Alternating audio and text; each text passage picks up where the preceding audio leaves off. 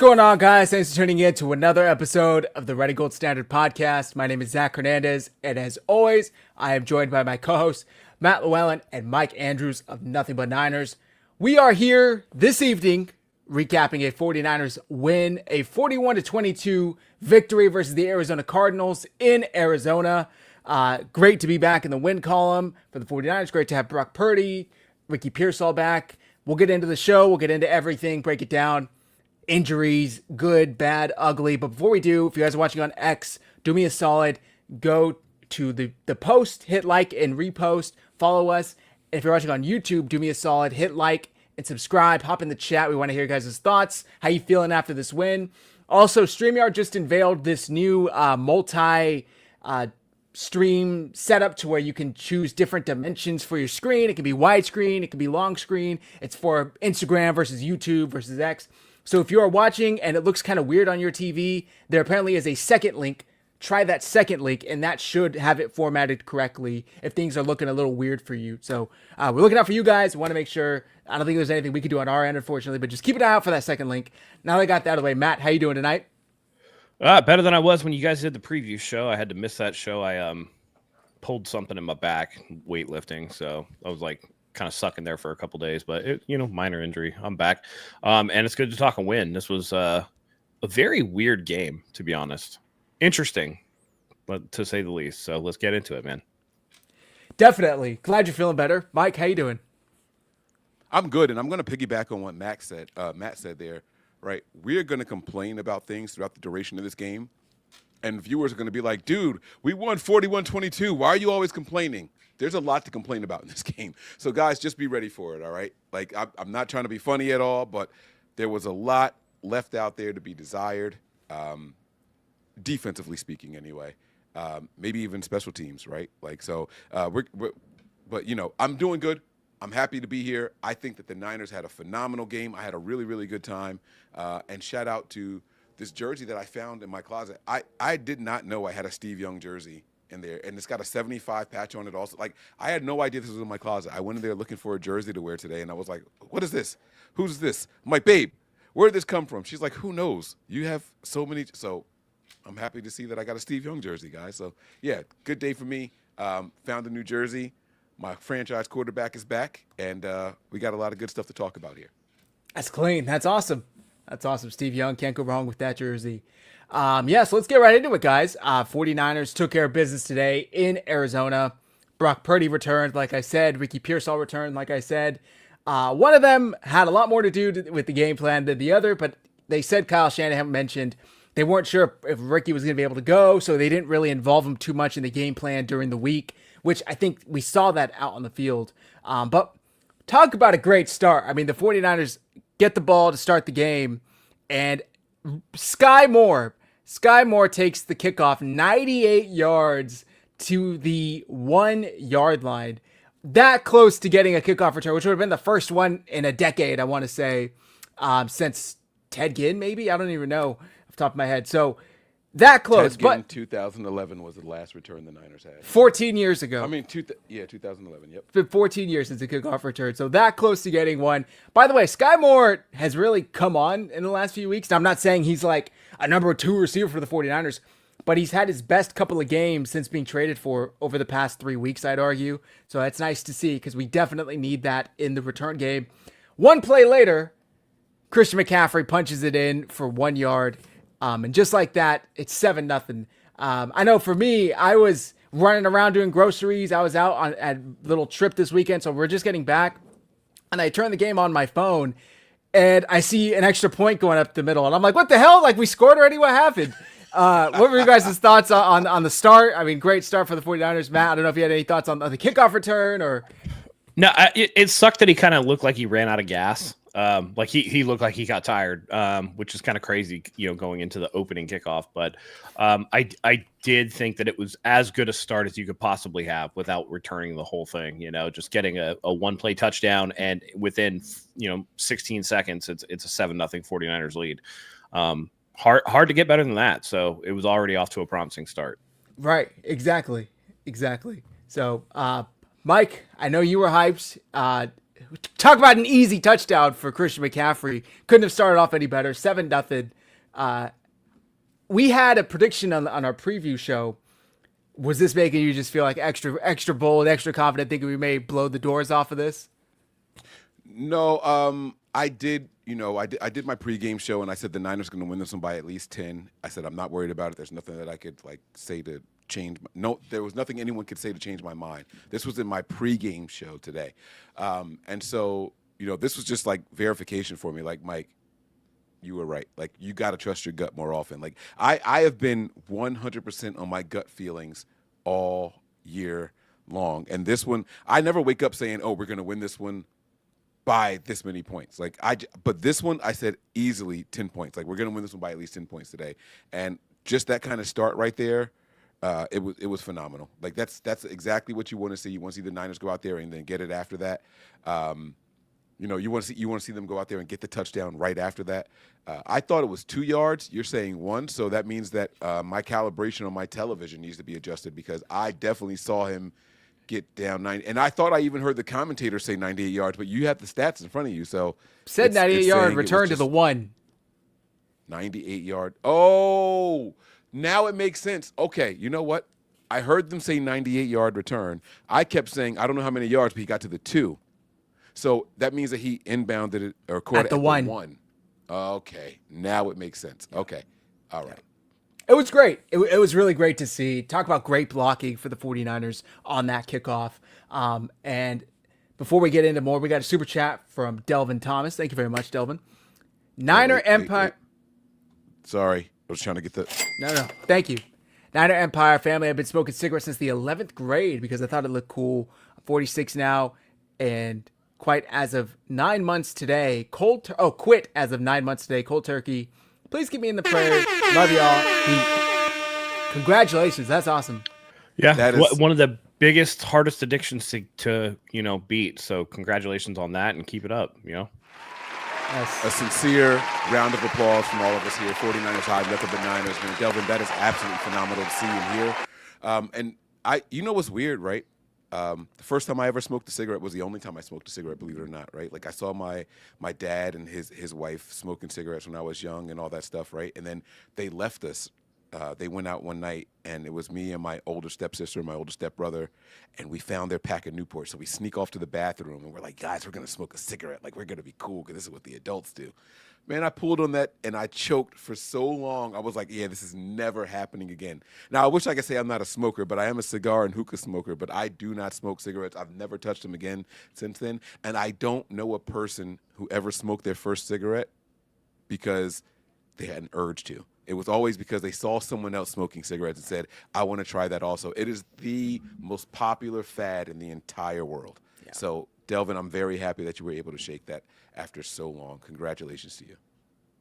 Yeah, the only times I really smoked cigarettes was when I was like when I was like 21, and I was a little tipsy and would bum a cigarette off of somebody at a party or at the family. So that's the only time, and then you can kind of enjoy it then. But thankfully, it never caught on because I have a very addictive personality. So it was never really something I liked. Ashley made it very clear, absolutely no. So it's cool. But yeah, so Niners start off electric, with an electric start, I should say. Immediately 7-0, just like that. And then on the defensive side, Pinheiro kicks off, 7-yard run, 5-yard pass, and then it's 1st and 10, incomplete pass, 2nd and 10, 5-yard pass to McBride, 3rd and 10. Cards get their first penalty of the day, which there were a ton of. I think they finished with like 20 penalties or something like that. Delay a game, which backed them up to 3rd and 10. And on 3rd and 10, Brissett, incomplete, deep right pass to Michael Wilson. And they have to punt. The 49ers get the ball back with, 11:59 in the first. And they just go 5 plays, 70 yards. 2-yard run by McCaffrey. On 3rd and 8, Purdy hits Jennings for 25 yards. First down, he hits Robinson for another 13 yards. And on 1st and 10 from the Cardinals' 30-yard line, Purdy hits Kittle down the right sideline for 30 yards. Great catch, great throw. Extra point is blocked, by the way, but that's all right. It's still 13-0. Those are the types of plays that we had kind of been missing from the 49ers offense with Mac Jones in here. not taking anything from Mac, but we weren't really seeing him stretch the field as much. Now, to be fair, when he did, the receiver sold and didn't catch the damn ball for some reason. But what were you guys thinking, Matt, on this touchdown throw? What were your thoughts on it? That looked like the easiest offensive drive of the season to me.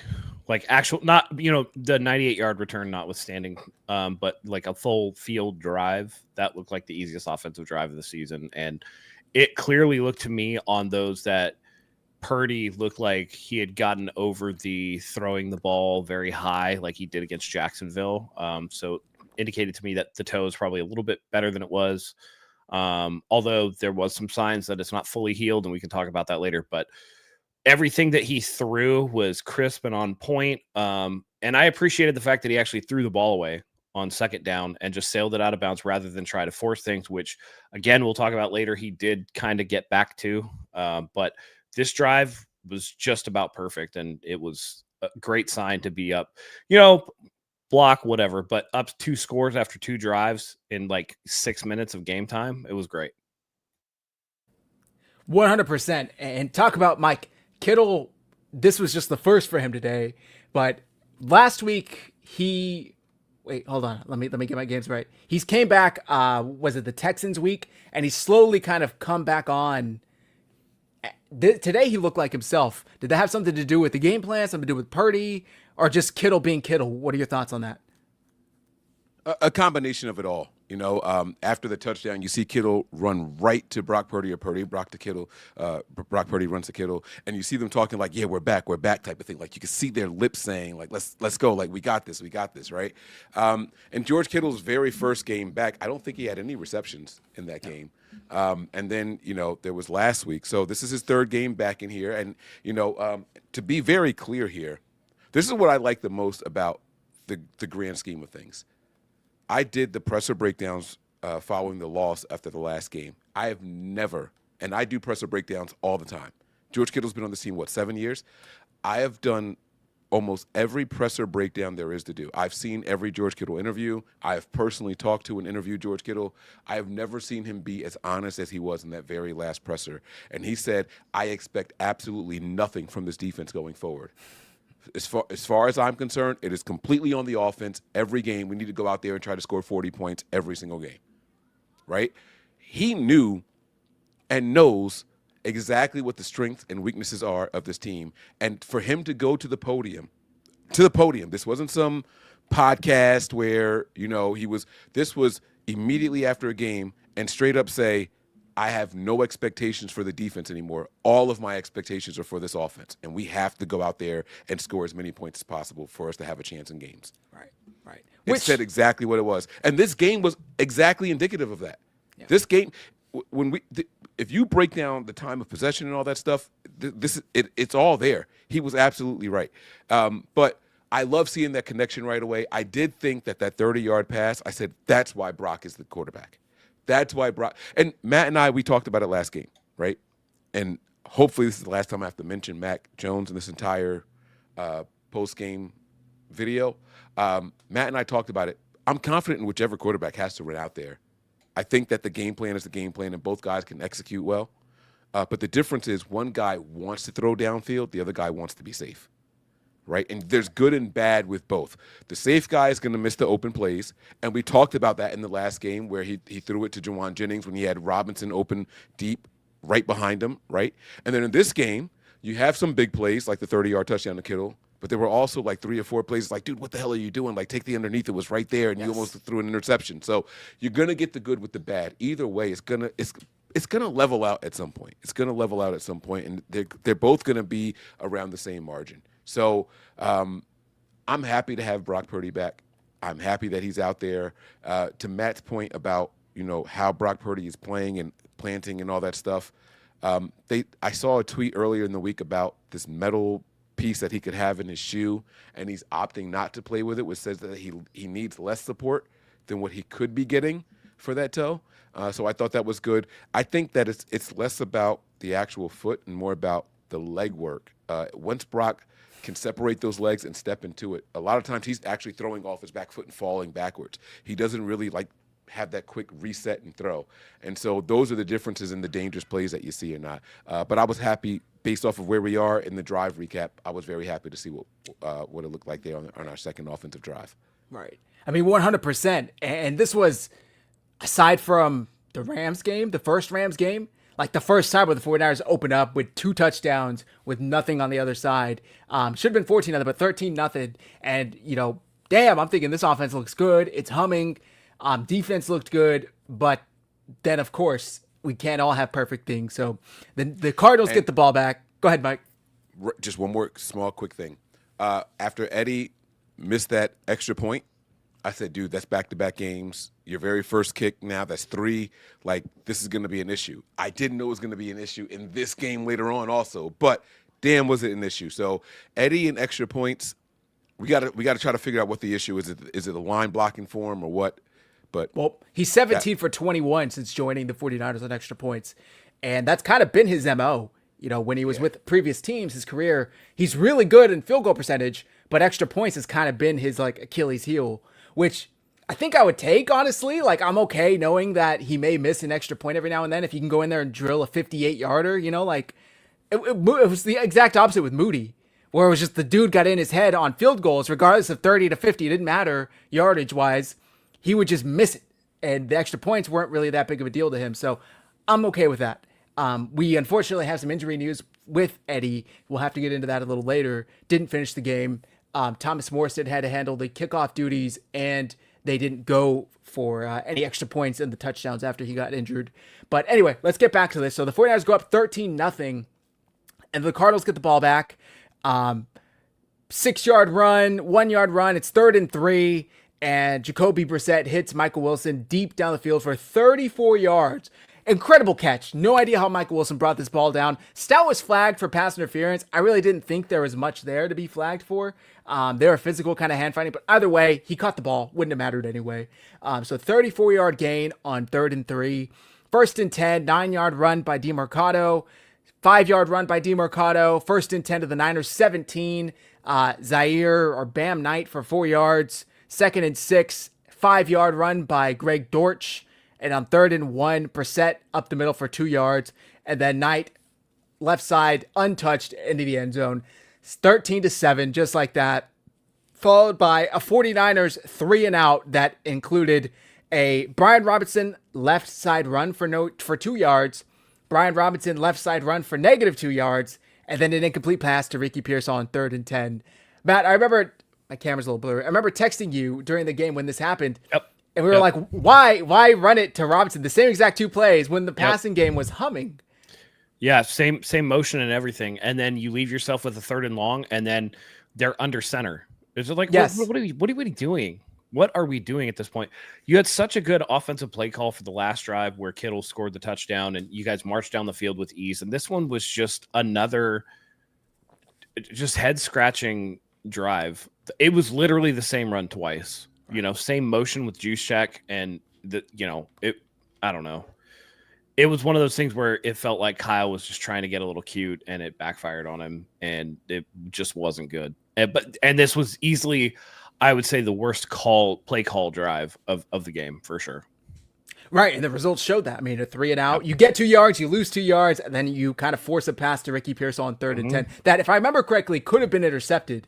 Ricky kind of had to break it up. If I remember correctly, I could be wrong. I think that's the one. Yeah. And then that leads to a massive punt return on the back end as well.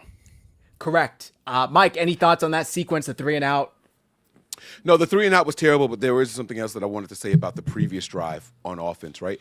I think I've come to accept that when Brock Purdy is in there, Kyle's not afraid of 3rd and 8s to 3rd and 11s. I think that he actually has plays designed for those conversions.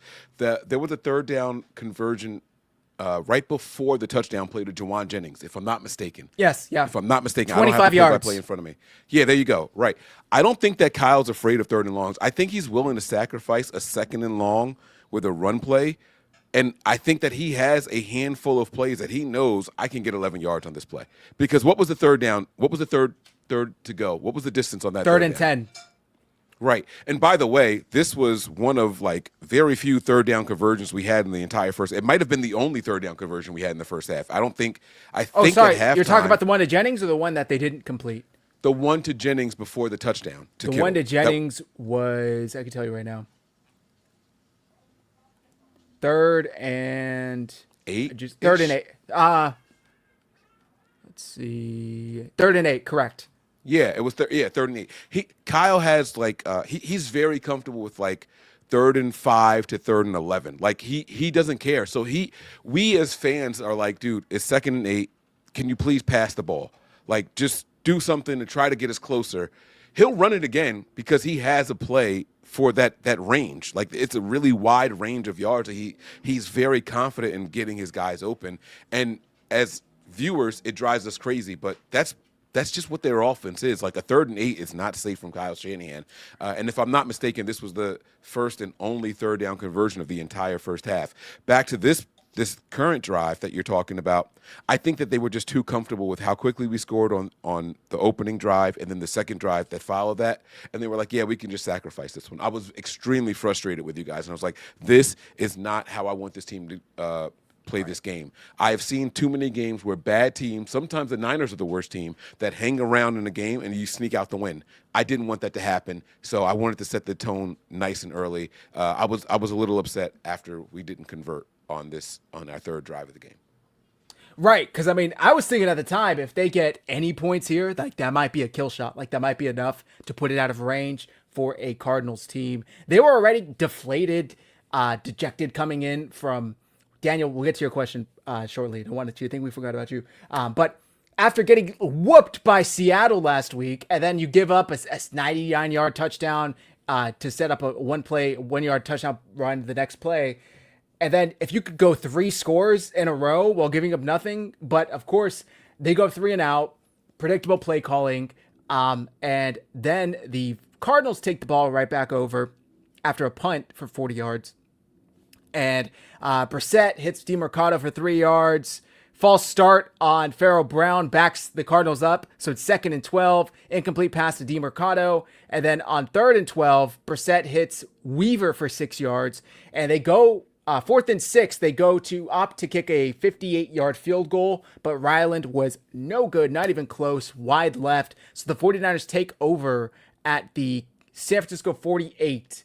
And wasted no time. Purdy hits Jennings for 11 yards. McCaffrey runs for 14 yards. Purdy hits Kittle for another 10 yards. McCaffrey 3-yard run. And then an incomplete pass to Juszczyk on 2nd and 7 down to the Arizona 14. But Max Melton was flagged for holding. So they get 5 yards and a first down. And on 1st and goal from the 9, Purdy finds McCaffrey, who walks into the end zone untouched. And the extra point was no good. I think did Pinheiro just miss this? I don't even think it was blocked. I think he just narrowly missed it. Matt, like you said, the offense, that looked like the easiest drive of the day. Well, the season, that had to be the second easiest because it just, very smoothly, everything worked well. Is this what the offense has been missing? I mean, Brock Purdy and just kind of that rhythm, or we're going up against a crappy Cardinals team? No, I think Brock's ability and propensity for trying to push the ball a little bit down the field helps open things up underneath. When we get to the final stat line, you'll see that Christian McCaffrey averaged 6.2 yards a carry today and had like a couple of really big runs. And I think that's because when you start the game, how the 49ers started with a go route down the sideline or a wheel, I don't know what Kittle was running. But a 30-yard pass outside the numbers to the sideline for a touchdown over the top, then you have to keep the defense honest. You can't just sell to stack the box because you'll end up getting beat. And I think that opens everything up and it makes things look smooth. And I think, again, all due credit to Mac Jones, but he's only been here for this offseason, and this is Purdy's 3rd year in this offense. I mean, he knows it like the back of his hand. He's been in the meetings. He's gone through all the game planning. He knows where everybody's going to be, and you can kind of tell. And especially on the touchdown play, I feel like he knew that Kittle was going to spring McCaffrey with let's be honest, it was a pick play. It was a pick play. And McCaffrey was wide open. Kittle got just enough of the linebacker to hold him up that, Purdy could hit him on that. So, and shout out to Christian McCaffrey too. This also extended his NFL record, 17 career games with a receiving and rushing touchdown in the same game. Insane stuff. This comment from Polar Nice made me crack up. As a barber, I like to bet on this show. It's every stage of beard growth. Yeah. Matt had a pretty gnarly beard up until about 2 weeks ago. Then he had to shave for work. So now he's got the stash going on. And yes, like Mike said in the comments, if you're watching this on YouTube, you are not in landscape mode. Click out and click on the other link for this video, and you will get the landscape mode if that's what you guys want. I know some people prefer one or the other, but it may look a little weird if you're not watching the right format. Before we continue with the drives, let's get back to Daniel's question. For Brazil, question, is it possible to get a wild card this season? Thanks for tuning in. I wouldn't say possible. I'd go as far as saying likely. I think at this point with the 49ers sitting at 7-4 on the year, they are now, 4-1 in the division. I think it's very likely that they end up with a wild card. They're competing with both Carolina and Chicago, who I think both won today, and they have head-to-head matchups with both of those teams coming up. But Chicago has a brutal remainder of their schedule. I don't know Carolina's off the top of my head, but if it's up to us or Carolina, I think I would take the 49ers in that matchup every time. So we'll see. Although Bryce Young plays like Drew Brees every time he plays the Falcons. We'll find out Monday night. That's right. They have them Panthers are on deck. At home, Monday Night Football, bright lights, everybody's back. Let's see what we can do. So hope that answered your question, Daniel. Back to this game. By the way, speaking about wild card, Kansas City better watch out. If the playoffs started today, they would not be in. They're 5-5. Yeah. What a shame. I'm so happy that they lost. I hate the Chiefs. Oh, 100%. I sincerely hate the Chiefs. So that's just me. Have you heard the Kermit meme with Patrick Mahomes, where somebody dubbed over the quarterback thing, where he says, "I'm here," and it's like, "I'm here, No. I'm here." It's Kermit's voice. No. It's hilarious, dude. I love it. Hi, I'm here. This is Kermit the Frog. I'm here. I'm Yeah, here. no, I didn't hear that. That's funny as hell. Though. great. Yeah. That's funny. Mike, sorry. We don't have to worry about the Panthers making the postseason, guys. Like I'm here to tell you guys. I know Zach said he doesn't see their schedule. They got Niners, they got Rams, they got Saints, they have the Bucks twice, and they got the Seahawks. They're winning 2 at max of those games. Yeah. Like you don't have to worry about the Panthers. It's the benefit of playing in the NFC South when only the Bucks are good. Everybody else in that division is garbage. And you haven't played them yet. That's the thing. You haven't played them. You haven't played the Bucks them are fighting for the number 1 seed. Like they're going to keep going. So they got the Bucks twice. They got our entire division, all the good teams in our division. They got the Cardinals out the way already. They got all the good teams left in our division. You don't got to worry about them now. So now we got to worry about Chicago. We got this, y'all. By the way, 4-1 in the division for the 49ers is outstanding. It's fucking applause-worthy. Yes. Exactly. Yes. Keep talking. Come on, I can hear y'all. Week 18 in Seattle, the rivalry jerseys. The 49ers will likely be fighting for, playoff seeding one way or another. And it could very well be a fight for a higher seed with Seattle. So that game's going to count, and I would expect everybody to play. So anything can happen. And if that fucking pumpkin, Sam Darnold, shows his ugly face around like he did with the 4 interceptions today. Midnight's coming. Yeah. Midnight struck today. He looked absolutely horrible today. That was insane. 4 interceptions. Trash. And then did you see how they lost? They lost on a missed field goal. Yeah. They had a chance to win it because they were only down 2. And I think, to be fair, it was like a 60-yarder field goal, and they did not hit it. So 4 interceptions, which who does that say more about? 4 interceptions, and they still had a shot to win it at the end. The Rams couldn't put that shit to bed with 4 turnovers. Like, to be fair, Seattle does have a stout defense in a lot of areas. Let me talk shit, Matt. Let me talk shit. I'm just kidding. Let me get my shit off. No, let him go. Yeah, I know, for real. No, division games are always end up being weird. You know what I mean? For sure. The 49ers got the brakes beat off them what was it, 2 weeks ago, last week, whenever they played the Rams. I've already put it out of my mind. And then come out and like halfway beat the brakes off the Cardinals, but also halfway don't. So, weird things happen all the time in division games. You never know. Right. Yeah. Dumb King. Jamar Chase out here spitting on people and then denying it. And then denied it. He's going to get suspended. Technically, his quote was, "I ain't spit on nobody," which by it's legal a double negative. By legal laws, Which language means laws, I spit on him. He spit on him, so he admitted to it. Listen, they have video evidence. He's going to get suspended. That's nasty for work sure. Yeah, That's nasty work, and that's one of the most disrespectful things you could do. That's vile. Did you see? And you know what? Honestly, when I saw it, I was like, "Good for you, Jalen Ramsey." I would have right. Did you see his response? Ramsey's response. He's like, "Yo, he spit on me. After that, I don't give a fuck about football. It's all up from there." Respectfully, the respectfully at the end killed me. Like he just had to throw that in, that little caveat. Respectfully, yeah, that's crazy. That's absolutely crazy. We'll see. I'm sure he'll get suspended a game. Finally, zesty in a different sort of way for doing it. Right. All right. So back to this game. The Niners had the touchdown pass to Christian McCaffrey. After the missed extra point, they are up 19-7. But the Cardinals go 12 plays, 63 yards. I'm not going to go through each play. None of them are really crazy. Oh, there is one I should actually go into.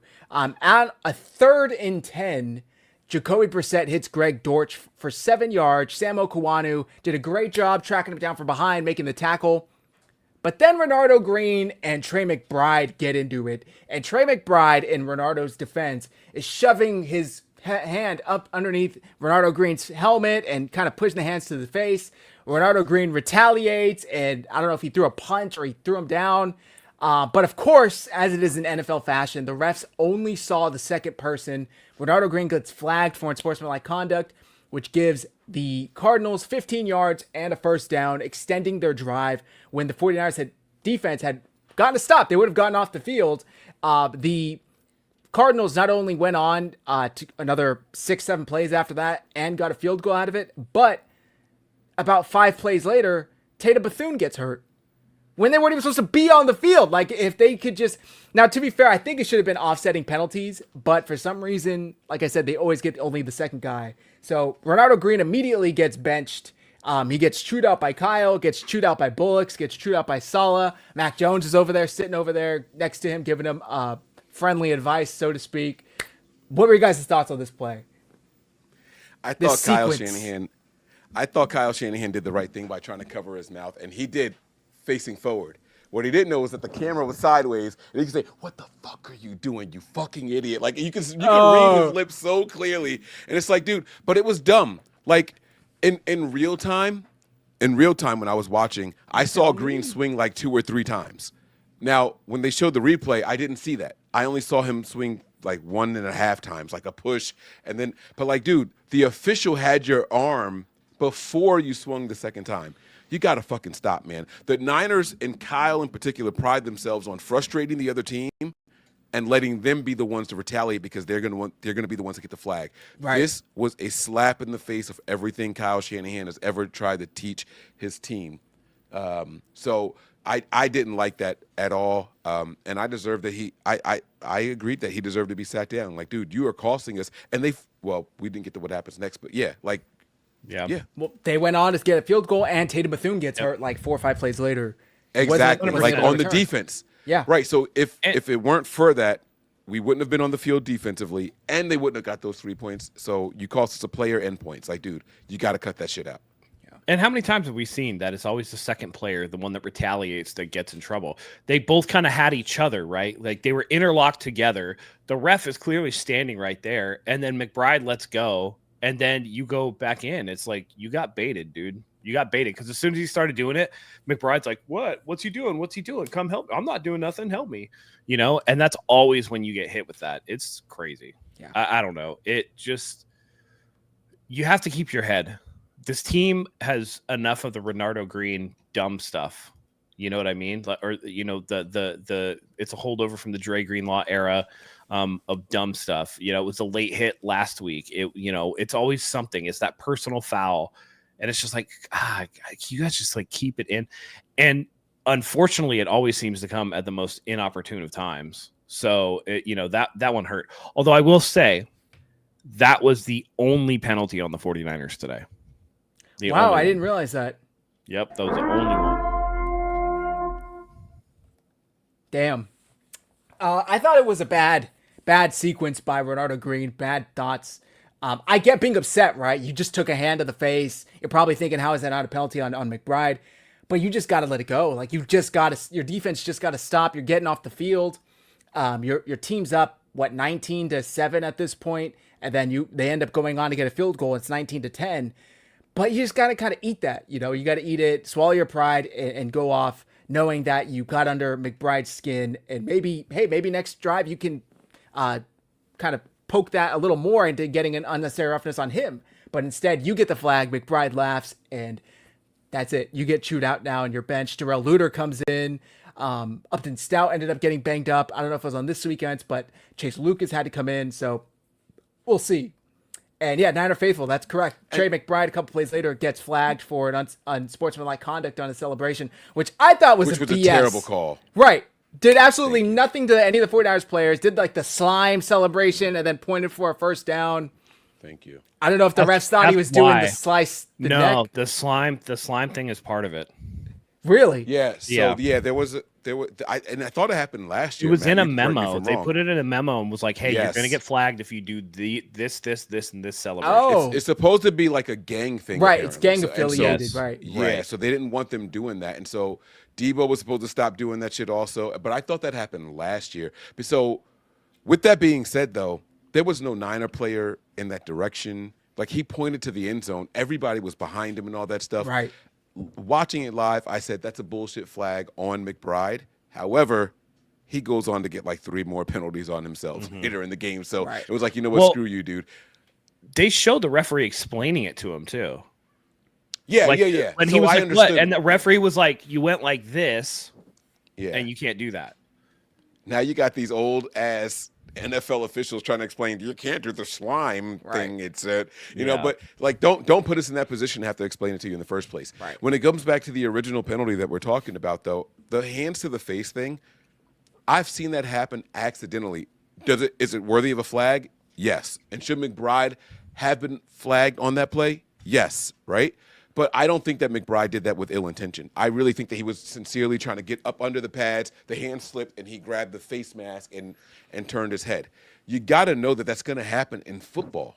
You got to know that's going to happen in football. If a guy doesn't come over the top and grab your face mask, odds are he's not trying to grab your face mask with I'm going to say the heel of his hand. Matt probably knows what this is technically called, but with the bottom of your hand and then move your face mask. That's how he did it. McBride wasn't intentionally trying to grab the face mask. If he came down and grabbed it from over the top, that's very different. That's intentional. He came from underneath. He came from the shoulders, worked his way up to the face mask. That was not on purpose. I mean, his head even turned up and then to the side. You got to know that's an accident. You have to know that's an accident. He was trying to grab pads and jersey and couldn't get it there. So you gotta harness those emotions and chill out. The Niners, I thought we got rid of all of our emotional players. Talanoa Hufanga, Dre Greenlaw, like those were the emotional guys Jake Moody. on the defensive side of the ball. Yeah, like I thought we were done with that shit, but apparently not. Apparently not. So, like I said, the drive went on to net Arizona a field goal and lose Tatum Bethune with an ankle injury for the 49ers. I like Tatum Bethune. He's no Fred Warner, but I like him, right? The dude seems to be 1 injury per game at this rate since replacing Fred Warner. Thankfully, each game he's come back from and said, oh, no, it wasn't anything serious. He remained in pads the entire rest of the game, even when Curtis Robinson later on got hurt. He didn't come back in, but he was still on the sideline in pads, in his jersey. He just had a towel on his head, kind of testing his ankle. Fingers crossed he's able to come back next week from Monday night, because the 49ers are already paper thin at that position. So we went from a linebacker factory to like a linebacker execution center. It's like they just down, no matter who it is, man. They just can't stay out on the field. And so how ironic was it that the week after they're asked about Nick Martin not being able to play, and they say, well, yeah, like, I mean, if somebody goes down, he's the first guy up, but, you know, hopefully that doesn't happen. And then, of course, it happens. Right. And he played well. I thought he played well. I mean, hey, he drew a hold, like, his 3rd play in the game. Yep. Mike? I was not disappointed with Nick Martin's play, but I said the same thing to the faithful at the end of my Patreon show where we're watching the game live. If you guys want to see the games live, go to patreon.com/NB9ERS, especially if you guys still are having that debate. Did ESPN and YouTube settle their thing They yet, just or no? did yesterday, yeah. Oh, you anyway, if you guys were wondering where to watch the game, you can watch it over there. But Still I cheaper. said at the very end of it, I said that you guys have to sincerely wonder, like, about what we wished for and what we asked for. We need to see Nick Martin. We need to see Nick Martin. You didn't want it to be at the expense of 3 other linebackers. So we got to be careful with how we ask for things like, hey, this guy is bad. Let's bench him so we can see Nick Martin. Stop just saying, hey, let's get Nick Martin in there. I want to see Nick Martin. I want to see Nick Martin. You're going to get what you ask for. You got to be careful with how you ask for it, though. Like, throw a little bit more details in there. Like, you know what I'm saying? So I was watching the return of Jafar the other night. Don't judge me, or judge me. I don't care. And the guy was like, I wish for the treasure chest of King Malakam. And he became that. Like, he didn't wish for it. He just said, I want, or give me, or make me, or whatever. And, like, Jafar turned him into the actual words matter. So put that energy out there the right way. That's all. I'm seeing here, by the way, speaking of Bethune, was seen with a brace on his ankle and was given a ride to the team bus per Matt Lively. Bethune will undergo tests to determine if he has a high ankle sprain. So, not great, but we shall see. Jalen Graham is also on the practice squad. He seems to, he kind of flashed in preseasons a couple of times, but we'll see. I mean, they're already down to their linebacker 3 at this position, so we shall see what happens. But, okay, back to this game. So the 49ers give up the field goal, and then the next drive, they don't go 3 and out, they go 5 and out. Incomplete pass on first down, 5-yard run by Robinson on second down, and then on third down, another incomplete pass to Ricky Pearsall, to which Thomas Morstead then punts for a 35-yard punt down by Saran Neal at the Arizona 8. And then the Cardinals go 4 plays and punt. Nothing crazy there. Incomplete pass. Offensive holding backs them up. So the 49ers get the ball back. 2 minutes and 50 seconds left in the second quarter at their own 39 after the punt. McCaffrey, 12-yard run. Purdy actually drew Mustafa for the Cardinals offsides and gets an encroachment call. I don't know why the Cardinals jumped. The clock was clearly running down to the 2-minute warning. I don't think the 49ers had any intention of ever snapping that ball, but credit to Brock Purdy by getting them to jump. This Cardinals team just looked extremely undisciplined today, and the 49ers took advantage of that. So they get the free 5 yards going into the 2-minute warning. 1st and 5, 7-yard run by McCaffrey, incomplete pass to Jennings on 1st and 10. 2nd and 10, hits Kittle for 7 yards, and on 3rd and 3, Purdy cannot connect with Demarcus Robinson. This was a play where he kind of scrambled out to the left side and almost was picked off. He had Demarcus Robinson if he would have hit it on time, or early, I guess I should say, because it was kind of a weird play. But Robinson broke up the interception, falls incomplete, and then the 49ers trot Eddie Pinheiro out there for a 48-yard field goal, to which was good. So the 49ers are up 22-10 with a minute left in the second quarter. They kick off. First down, Brissett hits Michael Wilson for 17 yards. After an incomplete pass, he another penalty, Paris Johnson false start. So then it's 2nd and 15. He hits Michael Carter for 2 yards. D. Winters there for the tackle. And then on 3rd and 13, Brissett goes deep across the middle for Xavier Weaver. Or I think his name is Xavier. It just says X. And Mustafa, the missile, comes and intercepts the pass. The second interception for the 49ers all year. Mustafa comes in, lays out Renardo Green in the process, by the way, and intercepts the ball with 26 seconds left. I think he was touched down as he intercepted it. 49ers get the ball with 19 seconds left at their own 33-yard line.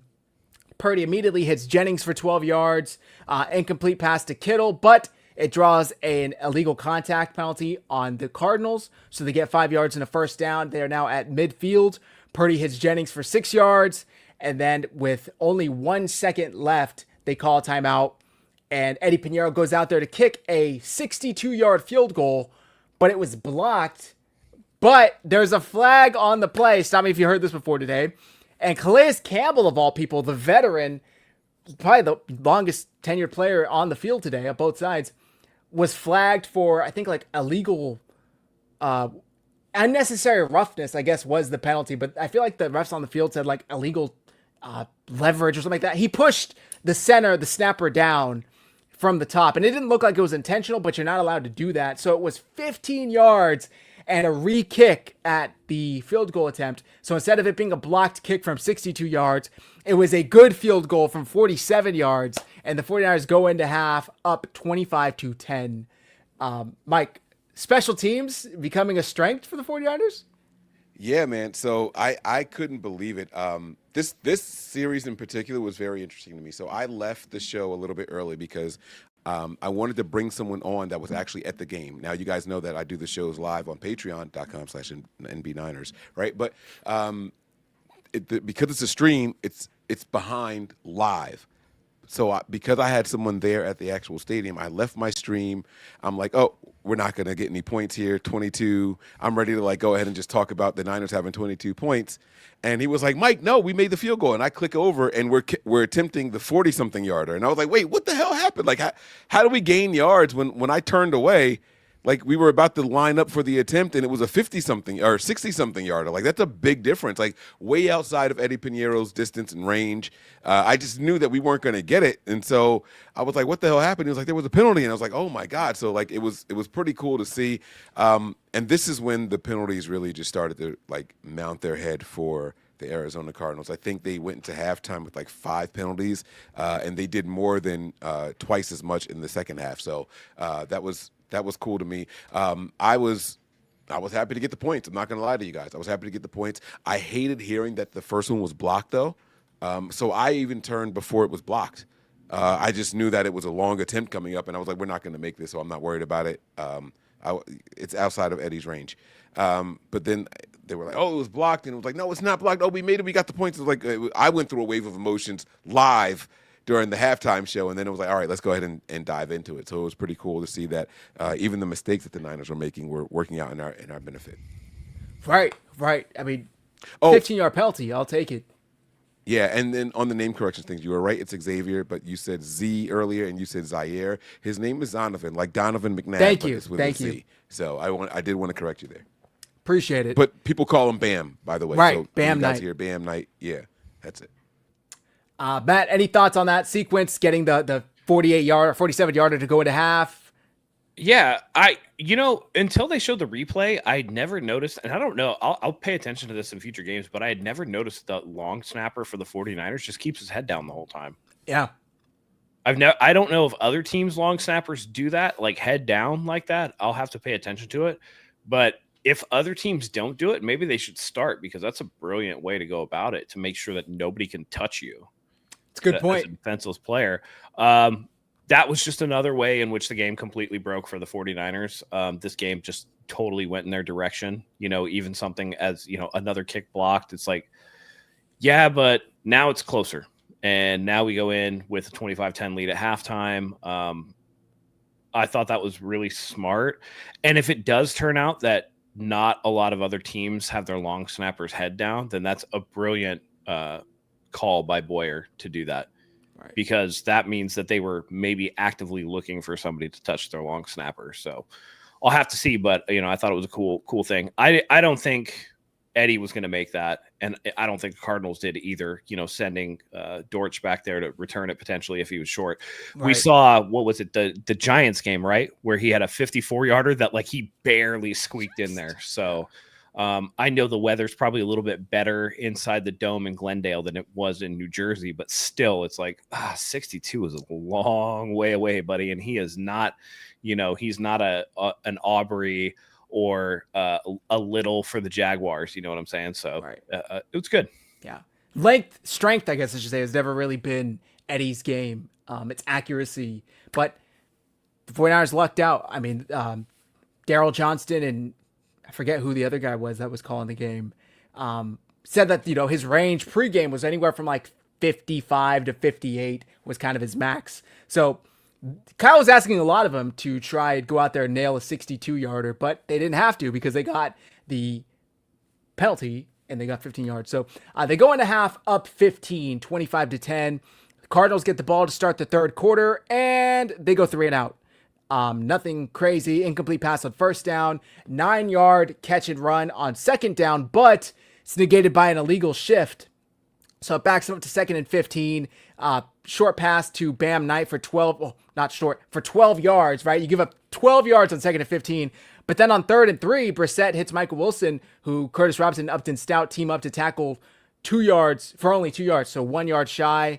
And get this, on 4th and 1, On 4th and 1, the Cardinals line up to go for it on their own 40-yard line, and they do snap the ball, and Bam Knight takes it right tackle up the sidelines for 60 yards, basically untouched, for the touchdown.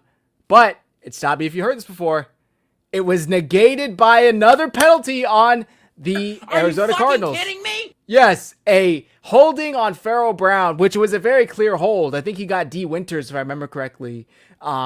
So they bring it back, and it's a 10-yard penalty. So instead of it being 25-17, a one-score game, they have to punt, and the 49ers get the ball back up 15. Guys, when do we ever get this type of luck? When do we ever get the refs throwing these flags in our favor? I mean, were you guys astonished, Matt? What were your thoughts here? That it wasn't Vinovich or Hussey, right? So that works out for us. It seems like those two, every time they referee one of our games, the 49ers get screwed either way, and it just happened to be those are the Super Bowl referees. But I don't know who the crew was today, but they certainly liked us and did not like the Cardinals. I mean, the Cardinals finished, 17 penalties for 130 yards?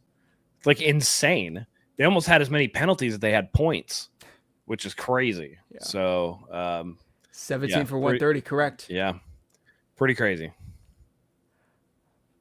Yeah, no, I'm right there with you guys. Like the penalties was just pouring on. Like I said, that last drive was the one that really got the ball rolling there. That was that Jim Harbaugh olive jar that he was talking about, right? Once they come, they start popping and rolling.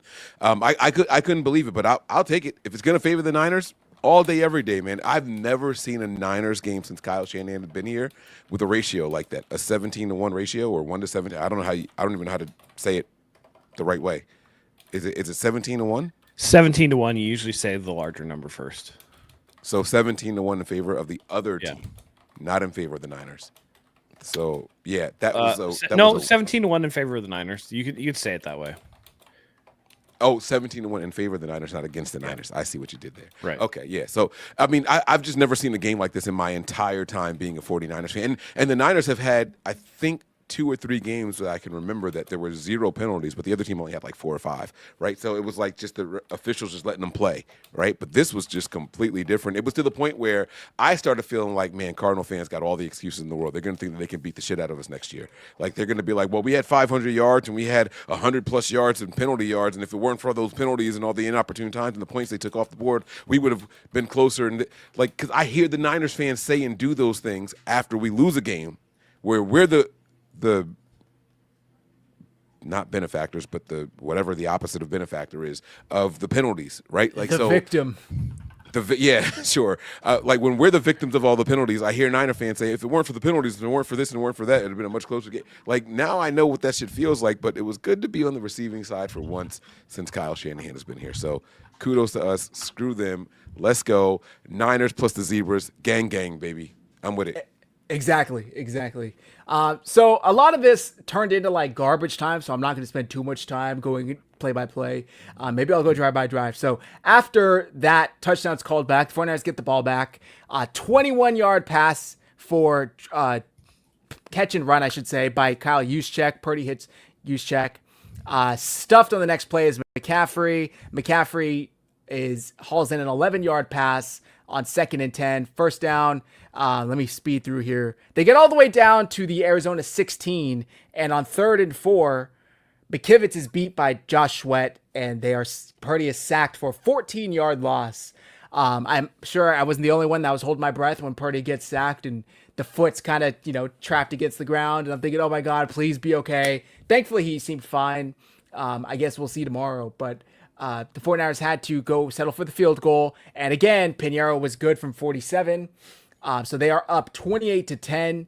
Cardinals get the ball back, and after 4 plays on 1st and 15, Brissett goes right for Elijah Higgins and is intercepted by Deommodore Lenoir, the 49ers' 2nd interception of the day, 3rd of the season, and boy, was this a hell of an effort by Lenoir trying to take this to the house. I mean, he intercepted it at the Arizona, at the Niners 22. He took it all the way back to the Arizona 14. He had a 64-yard return, and he was that close to getting it back for a pick 6, which is kind of what we saw when he had that interception in Houston, where he was just so hell-bent on getting into the end zone. It reminds me of when Dre Greenlaw or Fred Warner would get an interception, and Greenlaw would always want the pitch back. He'd always be there. Just he wants to take it to the house so badly. But that's all right. 2 interceptions, Mike. You did call this on the pregame show, so kudos to you. Lenore just baited him, I feel like, and he took advantage. Now, this was a possession where I felt like they ran out of gas. I know the opening kickoff, it kind of looked like Moore ran out of gas. I think that was just really, really good angles. I think that was one person in pursuit. Demo definitely ran out of gas. Yeah, Demo was flatlined out there, bro. But it was a hell of a thing to see, man. I love seeing the fight after the interception. I mean, he played that so well. I mean, dropping back. His break on it was perfect and everything. He didn't interfere with the hands at all for the catch. I mean, he just completely came up there and snatched that ball out of the air and kept the momentum going. I was like, please, God, don't tell me he stepped out later on. Like, it was just so worried about it from the angle that it was when it was live, and he didn't. Demo was out there doing his thing. Now, and this wasn't a perfect game for Demo, by the way. He gave up some big catches in this game. But, I mean, that was something that we needed to see. I've been wanting Yamador Lenore to go out there and get some interceptions because he plays really well in coverage. He doesn't even look – this was the second time in the game that he almost had a pick. This one he actually got. Right. The other one was when it broke up, and he's, like, looking around for – it was behind him, right? And then he expected it to come over his shoulder, but it was still on the left side. It's like it went over his right shoulder, and he turned his head looking for it. It wasn't there, but it fell down in front of him still, where I thought the receiver might have even been able to make it. Right. I think it was on Wilson. If I'm not mistaken. Yeah, it was on Wilson, but who, by the way, had a really, really good game. Hell of a game. That dude always balls out against us, but I want to say today he had 15 receptions for 185 yards. I mean, Jacoby threw for damn near 500 yards today, all in garbage time, but it is what it is. So almost gets the pick 6. The 49ers start the drive at their own 14 with a Brian Robinson run for 4 yards. After a couple of plays later, it's 2nd and goal, and incomplete pass to Jennings, 3rd and goal, and I'm thinking, shit, are they going to have to settle for another field goal, man? But no, they did not, because Brock Purdy threw a perfect in-the-bucket throw to George Kittle at the left back corner of the end zone to George Kittle, like I said, for the touchdown. Was this Kittle's second touchdown of the day, I think? Second. Puts them up 35-10. And this was before Pinheiro got hurt, so he did make the extra point. It could be here where Pinheiro got hurt, but I could be wrong. Yeah, this is the one right here. No, this is it. Yeah, immediately kind of grabbed at his hamstring and limped off. So, unfortunately, that was the last we saw of him. Morstead handled the ensuing kickoff. The Cardinals go 10 plays, driving the ball down. They get all the way down to the 49ers' 8-yard line. After Brissett got up to the 1, by the way, they were flagged for holding again, so they brought them back to the Niners' 8. Incomplete pass on 2nd and goal, and on 3rd and goal, Brissett hits Higgins, who is gutting into the end zone, and Upton Stout, with a fucking hell of a play, looked like Collins out there, pulls the ball out at literally like the 1-inch line, the 1-inch line. And I think Keon White was the one to recover, who had a good game today too. Just insane effort. They get all the way down to like the literal 1-inch line, and Upton Stout pulls the ball out from Higgins, and White recovers. 49ers take over. 3 turnovers in one game by this defense, guys. I mean, what are you guys thinking here? What are your thoughts? We won't spend too much time on here, but you guys got to be hyped, right? Like, Mike? My thoughts were pretty simple. Excuse me, bitch. Who do you guys think you are getting 3 turnovers in one game? Like, I simply couldn't believe it, man. I didn't think that the Niners had 3 in them, I'll be honest with you guys. But, you know, I'll be happy to see it now. I wish it didn't come at the expense of almost 500 yards of total offense, right? But, I mean, it is what it is, man. We went out there and we earned everything that we got today, right? We gave up a lot of yards. This was the definition of bending but not breaking. I mean, the Cardinals finished the game with almost 7 yards per play run. The Cardinals finished the game with 10 minutes more of possession time than the 49ers. I mean, every stat that you would want to win in, the Cardinals won in. They were almost 50% on third down conversions. Total plays, it was in their favor. Both teams punted the same amount of times. But then the difference was those 3 turnovers. and the 17-1 penalties. So I mean, those are the only things in the favor of the 49ers. Passing yards, it was them. We did have the rushing yard thing, but total yards, I mean, it wasn't even close. The Niners just weren't there, and it shows something that the defense. It's weird, right? You put up 41 points and you don't even have 400 yards of offense. Like how? Right? That it talks about the field position, the return game on special teams and things of that nature. Both teams only punted the ball 3 times. I have no if you showed me the stat line just for the Niners and told me that they put up 41 points, I would say there's no way. It's not possible. Mathematically, it just doesn't exist. But they did it. Yeah, I mean, it was wild. They took care of business though, and really got the job done. Hey, Brock finished the day with 200 yards passing. He only threw the ball 26 times. And they put up 41 points. I mean, that's just efficient. That's just as efficient as you could be.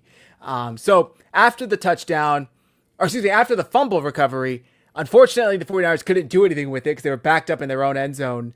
Got the ball at their own 3. Brian Robinson stuffed on first down, 4 yards on second down, and then on 3rd and 6, Purdy hits McCaffrey, but only 4 yards. And Morstead punts to, was it Dortch, I want to say? Gifford got shaken up on this play. He took a nasty hit to the head. I don't know if it was Tonjes and him collided for a tackle, and Gifford was slow to get up. The 49ers were just dropping linebackers like flies, unfortunately. Hopefully he's okay.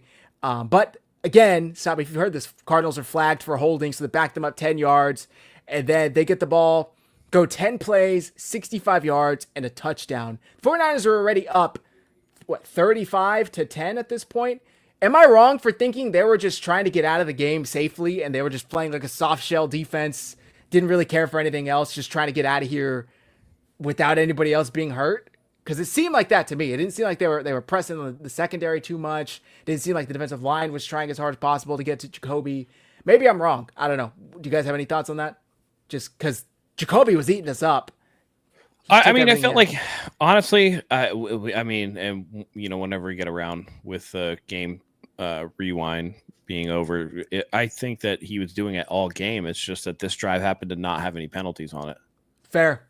You know what I mean? Like, he had a high completion percentage throughout the game. And so, you said earlier a lot of his yards were in garbage time, and that's kind of true, but like he was chewing the 49ers up all game, and that defense is definitely a problem.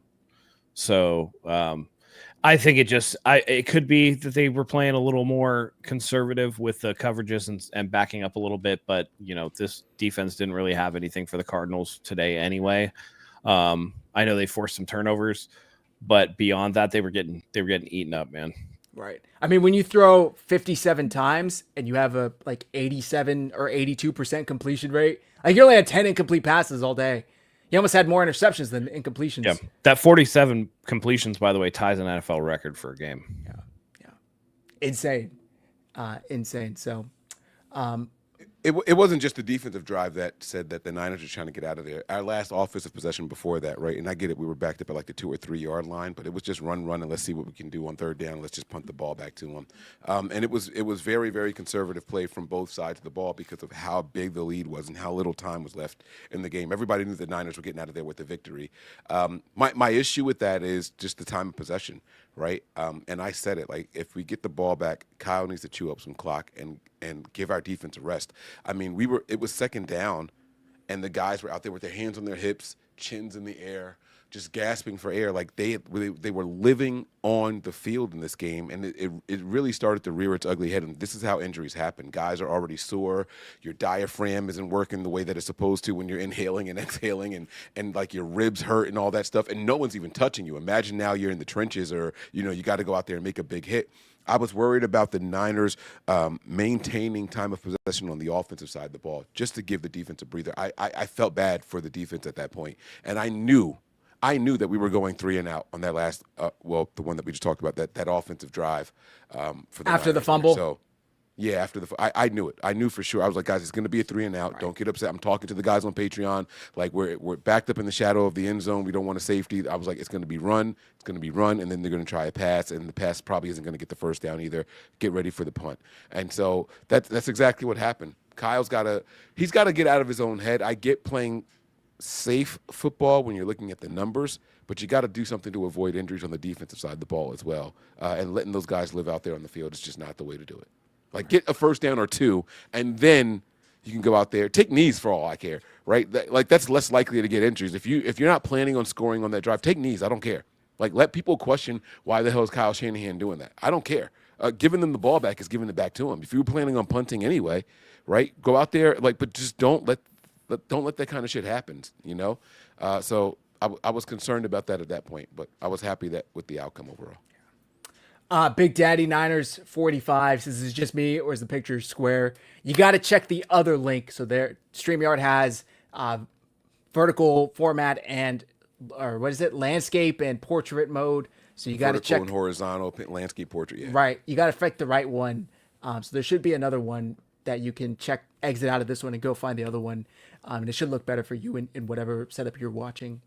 So after the touchdown, that makes it 35-16. And the Cardinals went for two, and it was no good. If I remember correctly, Martin and Winters maybe teamed up for the stop. I forget who exactly. But anyway, 49ers get the ball back, up 35-16. So they're up 19 points. And they go on another great drive. 7 plays, 45 yards. Juszczyk 5-yard run. McCaffrey 6-yard run. McCaffrey 2-yard run. Purdy 7-yard. Oh, this was like a broken play, so Purdy just fell for a 7-yard loss. 3rd and 15. He hits McCaffrey for 15 yards. I thought, again, luck of the ref today, because I thought that was like 14.5, but they gave him the spot. They didn't even think twice. They even showed 4th and 1, and then it was just like, nope, first down. So then 1st and 10 from the 20. This was by far the scariest throw from Purdy all game long. This was a hospital McCaffrey ball got like 20 yards in the air to catch that thing. Yeah, you could see the defender. The defender's eyes got big. McCaffrey is jumping up as high as he possibly can in the air to catch this one. And I was like, oh my God, please, please, please, no. And he got hit. He took a wallop on this play. Yeah. But he got up and he shook it off. But this, to me, I know about the other possible interceptions. This was Purdy's worst throw of the game. I understand why he went where he was, because the separation was there. It was at the line of gain and all that stuff. So I was happy that the outcome. But man, oh man, I was like, man, this could be bad for Christian McCaffrey, and this is not what we want at the end of a game that we're winning by this much of a margin. So that was my take on it. Yeah. But they gave him the spot. Like I said, it was a great catch by McCaffrey. He got up probably 8 feet in the air to catch that thing, bring it down, and they give him the first down. The next play, 1st and goal at the Arizona 4. McCaffrey punches it in to the right. 2-point attempt. Again, Purdy gets sacked for the 2-point event. Thank you, United Faithful. Gifford and Martin stuff, 2-point conversion on the previous drive. 2nd sack of the day. I'm holding my breath again, but thankfully Purdy appeared to be okay. Another 8-play, 65-yard drive for the Cardinals that got a touchdown, 41-22. And they tried 2 onside kicks, by the way. First was recovered by Juice. This one recovered by Guerrero. And the 49ers, after a couple of runs with Mac Jones in at quarterback at this point, were able to come and victory formation, kill the game. They won 41-22, 19-point win. Largest win of the season. Thank God they were able to. They were on pace for 50 points, and maybe they get it if they keep their foot on the gas, but I'll take a 41-point victory. Most points of the year. By the way, the 25-point first half was the most since Purdy's first attempt, December 12th, 2022, when we had Tom Brady and the Bucs in, that Matt and I were at that game. Brock Brady's first start. Sorry, not first attempt. So just something to note. Are the 49ers back? Is this offense back, guys? Are the exciting whites back? Am I crazy? I mean, listen, the offenses looked much more free and easy, and they're going to need it because that defense is ass. Right. That defense is like ass.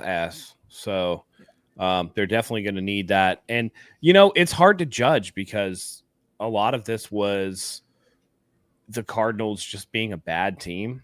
And then 49ers next 3 games, don't get me wrong, it's against bad teams, The Panthers, despite being 5-5, I don't really buy into that. They've beaten the Falcons twice. The Falcons are trash. You know what I mean? Like they've had a couple of games where they definitely could have lost to some poor teams. They have the Titans coming up, and then they have the opportunity for the first time since I think like the 80s to beat the Browns in Cleveland. So 84, pretty sure. Yeah, so the Browns had to trot out Shedeur Sanders today, and he looked shitty. So who knows what's going to happen? But they need the offense to hum like this every single week because the defense just has so many holes, so many problems, down to your second, third string guys on every single level of that defense, whether it's, in the secondary. I mean, Pinnock was back out there playing today after I hadn't seen him for a couple of weeks, right? I had a seagull sighting at one point. Yeah. So they're trying to figure out the safety spot. Renardo Green with a big dunce moment today. Upton Stout seems to be getting picked on a little bit, despite the fact that he did have a nice strip. And the one where he got kind of mossed by Wilson, he actually got his hand on the ball, but just wasn't able to break it up. So that was like good defense, but Stout is a short guy, and that's just going to be how it goes for the season. But when you look at the fact that Jacoby Brissett was able to throw for 450 yards of offense, they didn't have their top two running backs. They didn't have their top two wide receivers. You only have to worry really about Wilson, McBride, and Dortch, and all three of those guys had good games. You know what I mean? Like, it doesn't bode well. On the plus side, the run defense was outstanding. They only gave it 39 yards on the ground. They were swarming. So they're going to need to really lock up that secondary. And I don't know if it has to be something as simple as Robert Saleh adjusts to run more man coverage or what, but they got chewed up today. And so without the offense being back, and I still think there's room to grow because obviously, do they open the window for Brandon Ayuk this week? Does Ricky Pearsall look a little bit more like himself being in the game plan for next week? Shanahan said today that, obviously they didn't know how good he was going to be able to go, so they didn't game plan around him that much. He made it through the whole game today. So what does that look like? They could get better, but they're going to need it because the defense sucks. Right. I also want to put this little caveat out there. Matt, I'm glad you touched on all the different players in the secondary and all that stuff because I was going to mention maybe like Lucas and all that stuff. And I like that they had Pinnock out there for a lot of the game. They rotated Brown in and out. They got to get that safety position right, in particular, that slot position right. I know that they have like this investment in Upton Stout, but Lucas has looked like the guy, and he was making plays out there today, right? 2 games in a row now, we have seen the Cardinals just eating up garbage time. And I'm not trying to be funny at all, but it was garbage time after the Niners' second offensive drive. It was garbage time. The team was willing to give up yards and even points after our second offensive drive. And so that's basically where the Cardinals lived for the last 2 full games that they have had. I don't know if you guys remember last week against the Seahawks, it was 21-0 in the first quarter. Right. Halftime, it was even a bigger window for the Cardinals, right? So the Cardinals have lived in garbage time yards. I don't know. I'm going to go back and watch the game again. I don't know if it's fair to judge the Niners. They were obviously just backing off and just letting them eat up yards and time and all that stuff, trying to get off the field. Or not trying to get off the field, I'm sorry, but just trying to get out of the game. I felt like most of this game was that way. But maybe I'm wrong, and maybe they were actually trying. You know what I'm saying? So I can't wait to go back and do the rewatch. But while the defense right now, if I had to rate them on a scale of 1 to 10, 10 being the best and 1 being the worst, I feel like they're 1.5 right now.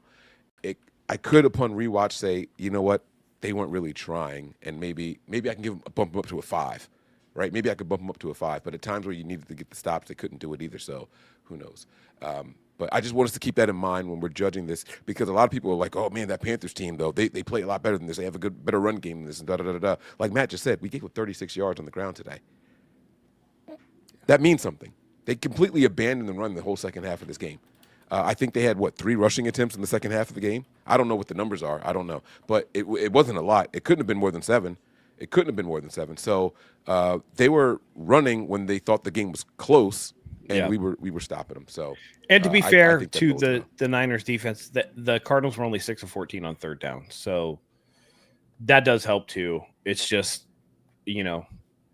when you're missing your horses, that bend don't break keeps the offense on the field for a long time for the opposing team. And that was evidenced by the Cardinals having the ball for 34 plus minutes and averaging 6.9 yards a play, despite the fact they didn't run at all.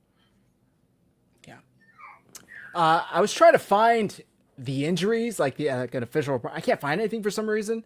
I know Kyle Shanahan said off the top of my head, they think Pinheiro may have pulled his hamstring. Tatum Bethune, possible high ankle sprain. Curtis Robinson and Gifford, or maybe he had a concussion. I'm forgetting. Oh no, Robert Beal. Excuse me, Robert Beal concussion. I think Robinson did return. Beal did not. Upton Stout had a stinger. He did return. Are you mouthing something, Mike? Oh, okay. Sorry, I thought you were trying to feed me a name. I don't remember if there's any, but the top two obviously are Eddie Pinheiro and Tatum Bethune, which, like I said earlier, Tatum Bethune was spotted in like a brace around his ankle. Hopefully both of them are okay. If the 49ers are going to be without Pinheiro for any amount of time, that may be a problem. They lucked out by finding him just off free agency. I guess we'll have to see where we're at. Thankfully, we have an extra day this next week since they play Monday night. Get an extra day to heal up. We'll have a better idea tomorrow in the conference call that Kyle Shanahan does to go over injuries for today. But overall, I think great effort by the 49ers. This looked like the 49ers of yesteryear. Not last year, 2 years ago, I should say. These were the divisional wins that that I'm used to, that I'm expecting, especially against these Cardinals.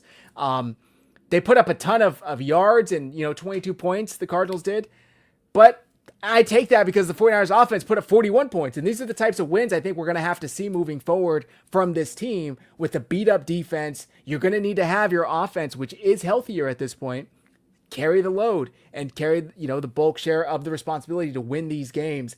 Special teams came through for us. 98-yard return to start the game to set up, how easy is Christian McCaffrey just has to take 2 steps to get into the end zone, and bam, you're up 7-0 just like that. Great job. You got 3 turnovers on defense. You didn't turn the ball over yourself. 17 penalties for your opponent versus like 4 to you or something like that. Just that's winning football. That's winning football. So he didn't get any sacks, but you only allowed 2 sacks, but one was on a 2-point conversion. I'll take that. McKivitz only got whiffed by a couple times.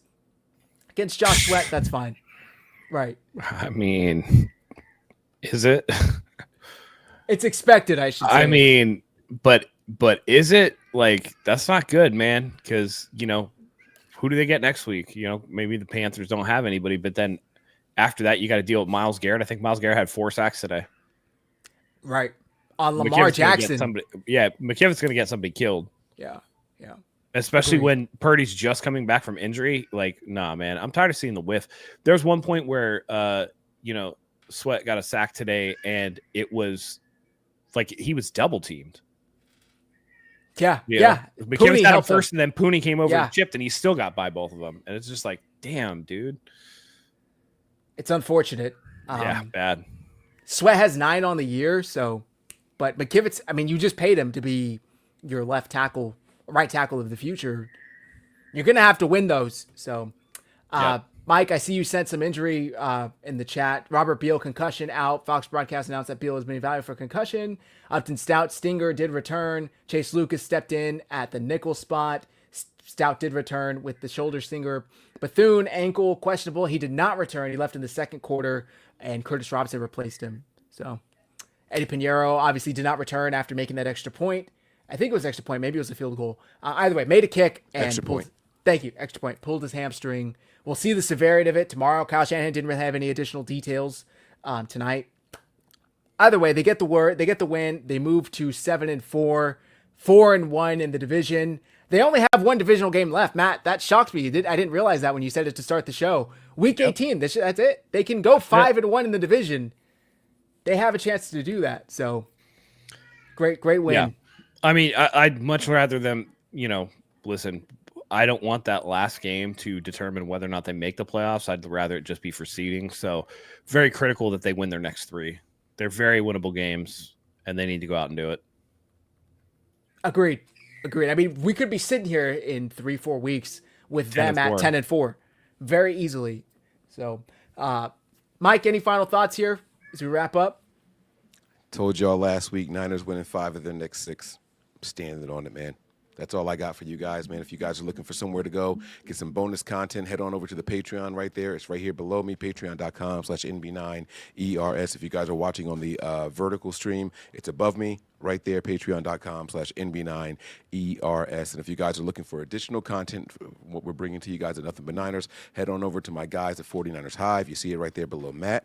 All right. I don't think you guys can see it on the vertical stream, but 49ersHive is the place to be. Make sure you guys get there on the YouTube channel. Subscribe to both of these channels.